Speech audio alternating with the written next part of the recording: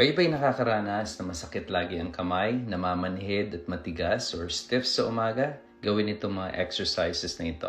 Number 1, ito yung tinatawag na finger taps for 60 seconds. Pagdikitin lang ang mga daliri, just tapping.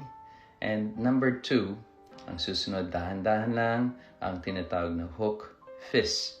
So you're squeezing just the distal fingers. Yan, makikita nyo, dahan-dahan lang siya. At gawin lang ito ng 20 repetitions. Ang pangatlo ay tinatawag na table tap. I-squeeze nyo lang and hold it ng 2 to 3 seconds, 20 repetitions. Yung pang-apat, ito, ikot lang yung ang wrist natin ng 60 seconds, mga 1 minute, tapos i-open lang ang mga daliri, yung wide opening. Yan, parang ini-stretch nyo yung mga tendon sa mga daliri. So, wide opening ang tawag dyan.